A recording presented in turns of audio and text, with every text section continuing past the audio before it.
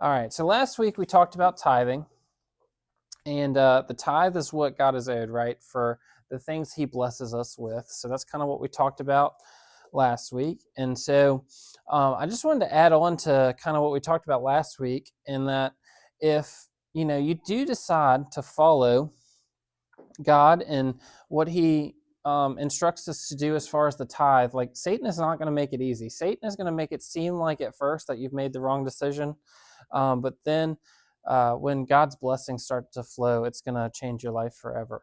And so I just kind of want to throw that on to last week as we go into this week and we talk about offering. And so when we'll talk about an offering and a gift and how that's a little bit different than the tithe and things like that. So I've got two stories we're going to read, and they're both parables. The first one's going to be in Matthew 25, 14 through 30.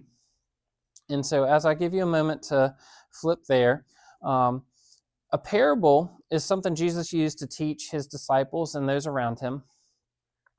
Stories to explain what God's intentions was and what the kingdom of heaven really was. And so it's a short story to illustrate a moral or spiritual lesson. That's kind of the definition of a parable. And so the purpose of these parables were so that people who knew Jesus and followed him would have good understanding of the lessons he would teach. And those that would try and use the teachings against him, they wouldn't really understand it, and they wouldn't understand the meaning of it. So people that were true to Jesus would have good understanding of these parables. So why didn't Jesus just make it easy for everyone and just give us a list of rules of do's and don'ts and just say, do this, don't do this, right? Because then people would blindly follow these rules, these do's and don'ts, and they would completely miss the purpose, because God is concerned with the heart condition of what's happened, not how we act. He wants to know, he doesn't want us to just follow these rules and be stuck in this box, right? He gave us the freedom, free will to make choices. And so he doesn't want us to be confined in what we do. He's concerned with our heart condition of how we execute things. All right. So let's look at Matthew 25, 14 through 30. Again, the kingdom of heaven can be illustrated by the story of a man going along on a long trip. He called together his servants and entrusted his money to them while he was gone. He gave 5 bags of silver to one, 2 bags of silver to another, 1 bag of silver to the last, dividing it in proportion to their abilities. He left on his trip. The servant who received the 5 bags of silver began to invest the money and earned 5 more. The servant with 2 bags of silver also went to work and earned 2 more. But the servant who received 1 bag of silver dug a hole in the ground and hid the master's money.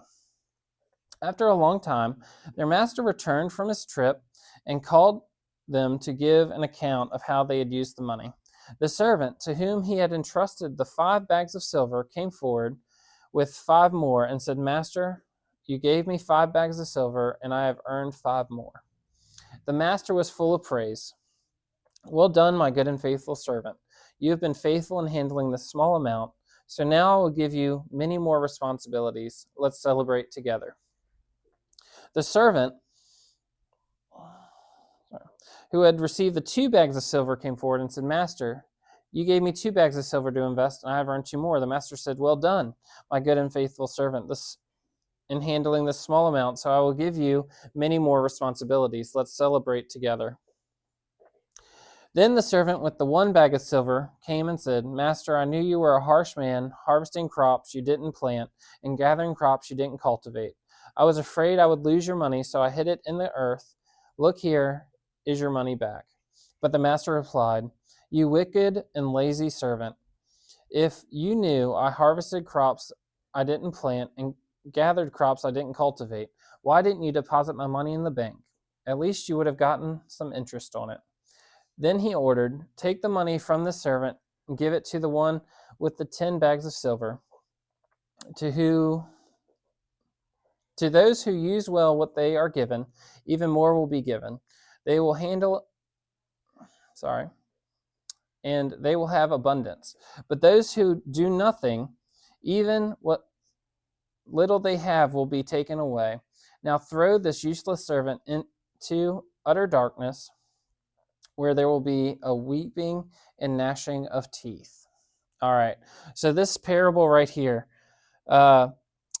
is talking about God giving us different gifts and not just money, but also the things he blesses us with, the things he gives us in our life, gifts, talents, things like that. And this whole story is about using what we have well. If God, our master, has given us 5, then we should work hard to multiply that, right? And he gave one servant 5, gave one 2, and they did what they could with that and multiplied it. Whereas one servant who received 1, he wasn't very trustworthy, obviously, because he wouldn't have given him 5. He kind of knew the ability of these people. He gave him less, and to give them an opportunity to serve God, and he chose to bury it and not to do what he could, because the master would have been happy if he made an effort, but he didn't even make an effort. He just buried it out back, and he's like, I'll have that for him. So he didn't even try to do anything with what the master had blessed him with. So these other 2 servants were blessed and celebrated because they worked hard with what they were given. They had gifts, and they used those gifts to multiply the wealth of the master, right? And they were found to be more trustworthy. And so since they used what they were given well, they were given more responsibility and more trust and to handle more. Whereas this one person who got the 1 bag of silver wasn't very trustworthy. He was given an opportunity, and in the end, he was thrown out because he didn't use his opportunity well. And so that's the first parable of making sure we use what we have well, because it can be taken away from us. The next story is going to be in Luke 12:16 through 21. And I'll give everybody a moment to flip there.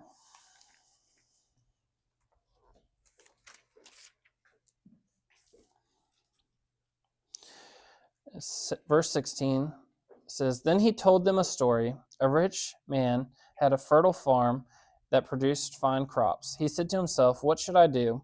I don't have any room for all my crops. Then he said, I know, I will tear down my barns and build bigger ones.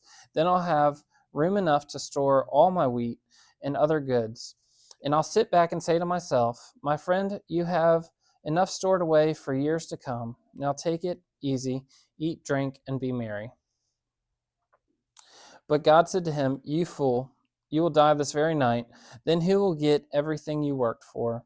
Yes, this person is a fool to store up earthly wealth, but not have a rich relationship with God.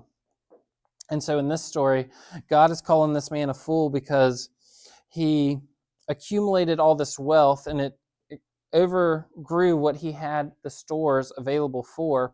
And instead of sharing that wealth with those around him, he built larger stores to store all the wealth he had accumulated. And God says this is foolish because the man died, and all that wealth he accumulated in his whole life served him no good because he was no longer alive to benefit from it. So this story is showing us that God is saying it's better to use your abundance and share with those around us than it is to store it all up for ourselves. So let's get into what an offering is and talk about some of the differences between an offering and a tithe. So we talked about a tithe last week. That's the 10% of our increase that goes to God. That's owed to God. So an offering is a gift to God over and above the tithe. So that 90% that we're left with after the tithe is ours to do with. God allows us to have that 90%. God could have set any number. He could have been split it 50-50. He could have said a lot of different things. He allowed us to keep 90%. He only wanted that 10% tithe back. So since this offering is a gift to God over and above the tithe, we cannot actually give any gifts to God until we have given our tithe first, right? Because just like last week in our example where Jaden had handed me his money, and I gifted it back to him later in the service. It's not really a gift if you're just getting back what was already yours, right? So God, once you give God your tithe, then you are able to give gifts over and above that.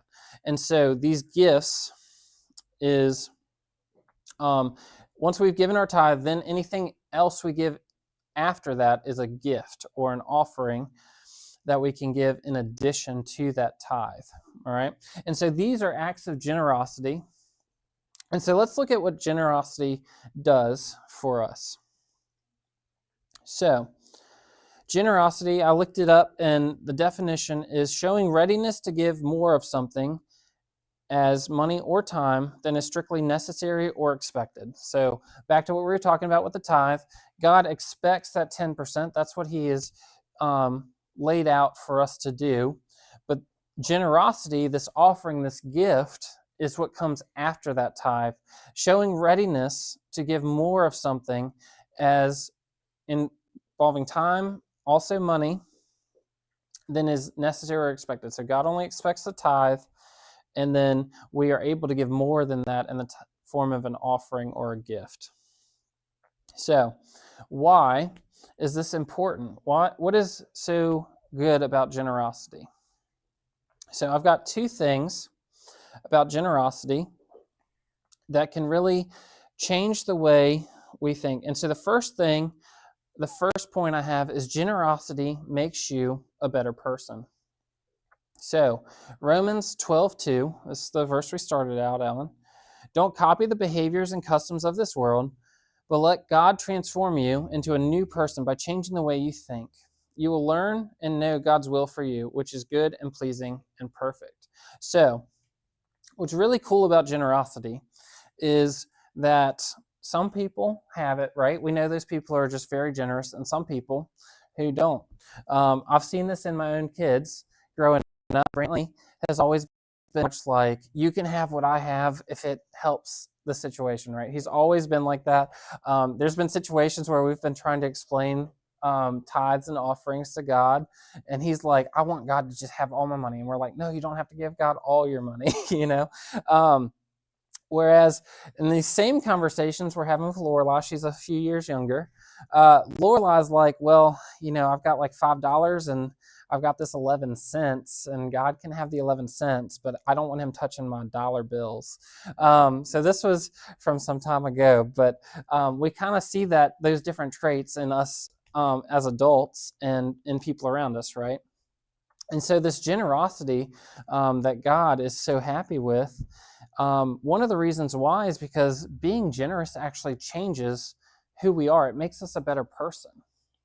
So, and that generosity, it can come from abundance or it can come from little, but that generosity can only be grown in somebody if they start giving, right?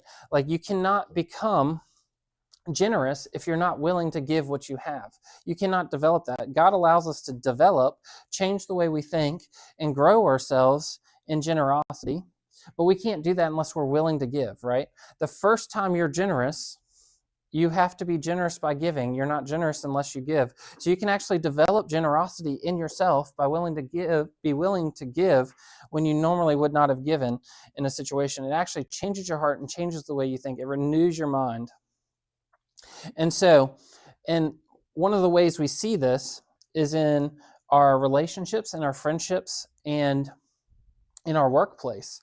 Someone you would want to hire to be a good employee or to work with would be somebody who is generous, right? Somebody who wants not just them to succeed, but also the people around them to succeed, who are generous with their time, generous with their talents, and wants everybody around them to be successful. Those make good employees.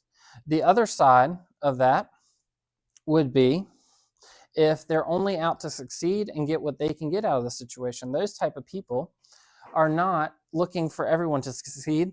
They're wanting to make sure that they can get what they get out of the situation. All right? So, would you rather have the kind of friend or coworker that's looking out for everybody, or the type of friend or coworker that is just out for themselves? It's a pretty clear choice, especially if you're running a business. or something like that. All right. Number 2 is that open hands, open generosity catch more blessings. And so for this one, I'm going to have Junior and Gabe come up and help me. All right. So can I get Junior, you right here, and Gabe, you can come over like kind of in front of this TV over here. All right. And so Gabe, first, you're going to be concerned. This is all the things you've ever had in your whole life, and you don't want to let those go, all right? So I want you to put a good grip on those, all right? So this is not having open-handed generosity. This is our closed hands. We're trying to hold on to everything we have. Junior, you're going to hold these, and you're going to be God. Throw in blessings toward Gabe, all right? And Gabe, I want you to try to catch these blessings as they're thrown to you, but don't let go of your things you already have.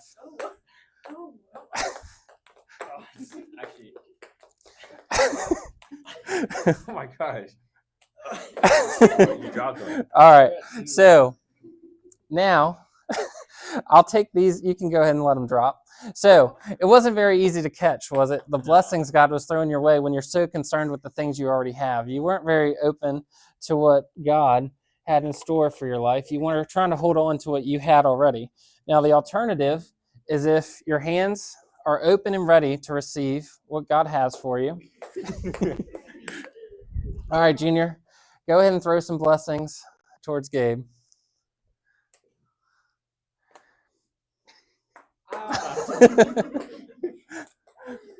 All right, so it can still be hard to catch sometimes, but you have a lot more success when your hands are open and ready and willing to receive. Y'all did great. Y'all can just go ahead and drop them and take a seat. Thank you so much.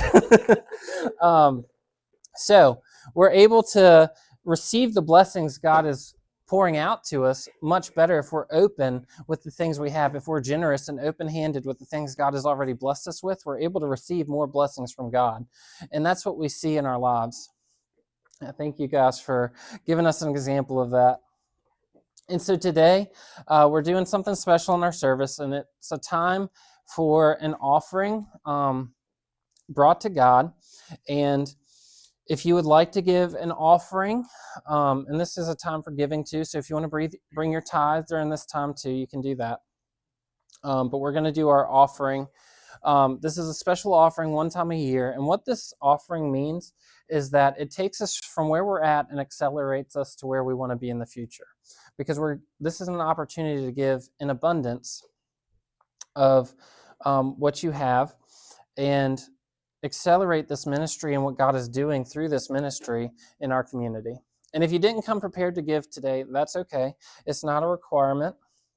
And if it's something that is laid on your heart you'd like to do, but you need to go home and consider it, you're welcome to do that. You're welcome to give online or next week or whenever God lays it on your heart to bring this type of offering.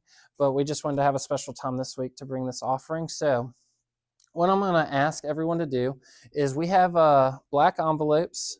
And Ashley, if you wouldn't mind, if you would like one of these envelopes, you can raise your hand. We'll bring one of those around. And you can put your special offering into those envelopes. And we're going to have a time of worship and we'll have the giving on the screen. And the first song, you can spend some time just praying over this offering, and we'll be praying over this offering too. And as a family, when you're ready, you can bring this offering forward, and there's a bucket at the base of either of these TVs, and you can bring that offering forward as a family or as an individual and drop that in the bucket during this time. And I'm going to pray for us, and then we'll go directly into a time of worship after that.